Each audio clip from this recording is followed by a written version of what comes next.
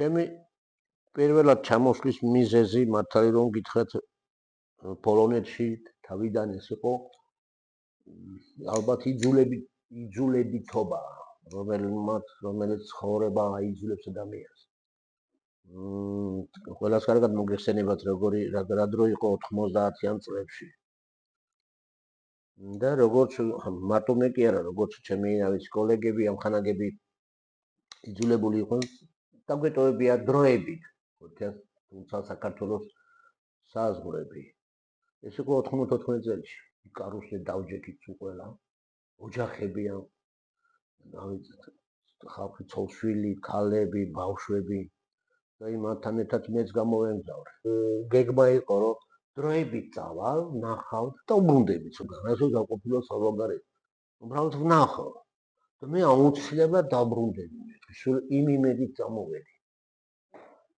ნუ 31 წელი გავიდა დღესდღეობით ისე ვბრუნდები. ბრუნდები რა თქმა უნდა საქართველოში, მაგრამ ყოველთვის დროებით. 2 კვირით, 1 თვით მაქსიმალურად. ცხოვრობ პოლონეთში, ვროცლავში. სადაც კონტინუაცია გავაკეთე და დავიცავი დიპლომი სამხატვრო აკადემიაში. და იგივე იმავე აკადემიაში ვარ დასაქმებული უკვე 24 წელია მუშაობ. ვროცლავის სამხატვრო აკადემიაში. კარგი პირობები არის. ხალხსაც არ აუშავს კარგი არის, რა თქმა უნდა, ყველაზე ვერ ვიხდი. ყოველთვის ვიკრიბავ გარშემო ისეთეთ, როგორი ჩვენ თვითონ გვინდა ვიყოთ, ხო? როცა ჩვენ ვისურვებთ. ადამიანები, რომელიც ჩვენ არ მოგწონთ იმათთან, არ გვაქვს უბრალოდ კავშირი. რა თქმა უნდა, გინდა ქართველი იყოს, გინდა გერმანელი იყოს, გინდა პოლონელი, მაგის საერთოდ ეს ჩვენზეა დამოკიდებული ბევრი რამე, ჩვენ ცხოვრებას როგორ შევქმნით. უმეტესობა რა თქმა უნდა ჩვენზეა დამოკიდებული, ჩვენი ბედნიერება, ჩვენი უბედურება, ყოველდღიურობა და ჩვენი ჯანმრთელობაც კი ჩვენზეა ყველაფერი დამოკიდებული. ვარ მხატვარი, კერამიკოსი ძირითადად, მოქანდაკე. თუ საჭიროა ფერმწერიც ვარ, თუმცა ხო, აკვაპარკით კი გავხატეთ. ფერწერულად ვიყავს.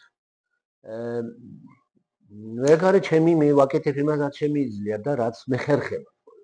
სხვაგანაირად არ გამოვდექი კერამიკა, თიხა, ექიმი მე არა ვარ, ინჟინერი მე არა ვარ და უნდა ვიცხოვროთ იმით, ჩვენ რაც შეგვიძლია ცხოვრებაში. რისი გაკეთების უნარიც მოგცა ღმერთმა და მე ამ მხრივ ცოტა კმაყოფილი ვარ, იმიტომ რომ მაქვს თავისუფალი და ბუნებრივად მოქმედი ფიქრი იმისა, რომ გავაკეთებ იმას, შევქმნი იმას, როცა მინდა და რასაც მინდა. ბევრი ჩემი ქანდაკება, ნამუშევრები არის მთელი პოლონეთის ტერიტორიაზე. ქუჩაში, ფიგურები, რომელიც არიან თუ შიგნით შენობაში მდგომიარე რაღაც ამფორა, ვაზა, რა ქვია, მუზეუმშიდაც არის 1-2 ნამუშევარი ჩემი კერამიკული. გამოფენებიდან ვღებულობ მონაწილეობას. ხანდახან საფრანგეთში ვიყავი ხოლმე მიწვეული და კიდე მიმიწვევენ კაცი, რა დამთავრებულებს ყველაფერი. ჩვენებები, ბევრი რამე რა ხდება ჩვენ ცხოვრებაში ხელოვნების მხრივ. მე ამით ვარ შემოფარგლული, ამით ვარსებობ. რომელი ერთი დავასახელო, რა ვიცი, თუ რაღაცას ვაკეთებ, სასაფლაოს ქანდაკებებს ვაკეთებ.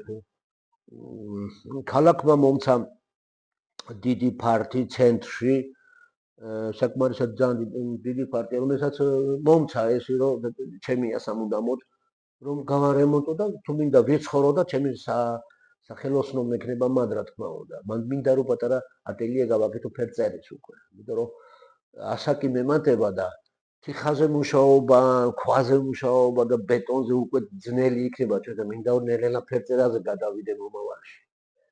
მას ვფიქრობ.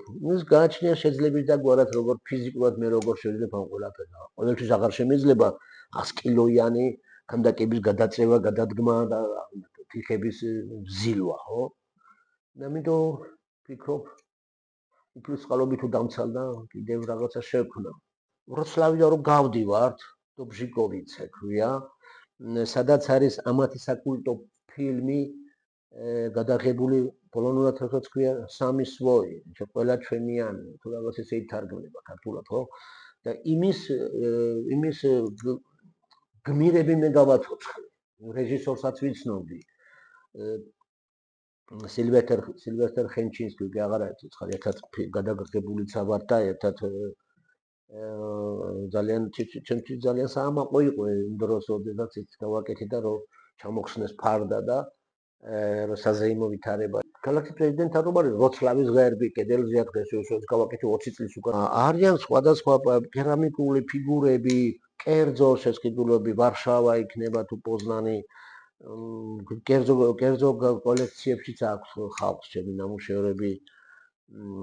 ძირითადად კერამიკისაგან გაკეთებული შამოტის მასისაგან და მაღალ ტემპერატურაზე გამომწვარები. ამის ბევრს ვეღარ ვიხსენებ, მაგრამ მაქვს საკმარისად.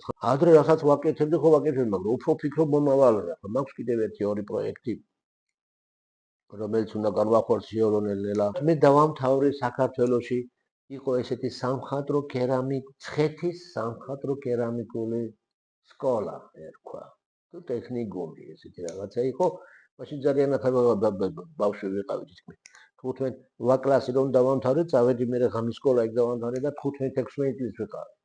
და იქიდან დაიწყო ჩემი კერამიკაზე სიყვარული და თიხაზე დღეს აქ მაგალითად ყველა სტუდენტი ჩვენი აკადემიის და განსაკუთრებით ქვია კერამიკის ფაკულტეტი ყველა პატივისცემით მექცევა და ყველა ბევრი ჩემგან სწავლობენ.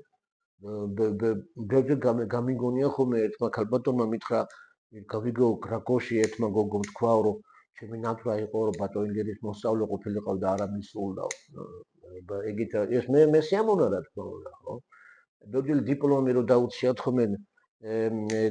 ხოლმე სტუდენტი გამოდის სიტყვითა დიპლომს იცავს ხა და მე უდიდესი ბედნიერება შეხვდა წილად რომ ბატონგერი გავიცა ამის კომპიუტერ გამოვისწავლე. ესეთი თბილი სიტყვები მე ბევრი გამიგონი უკვე შეჩეული ვარ ამას, ხო?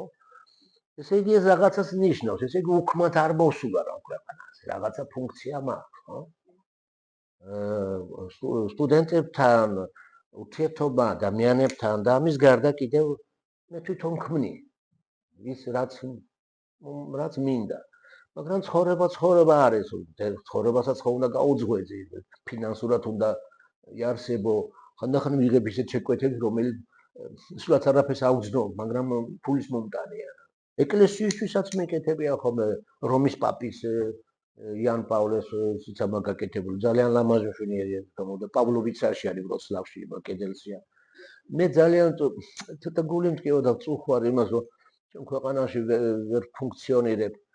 ნახან ცოტა ეგოისტური ფიქრები მაქვს, რომ ეგეთ ესე იგი უცხო ქვეყანაში ვზდი, უცხო ქვეყანაში ვასწავლე ახალგაზრდებს, აი ჩემ ქართველის მე ნაკლებად ვეხმარები და მე ჩემს სამშობლოს არაფერი გამიკეთებია, ესეთი ვერ მოვასწარე. ხო?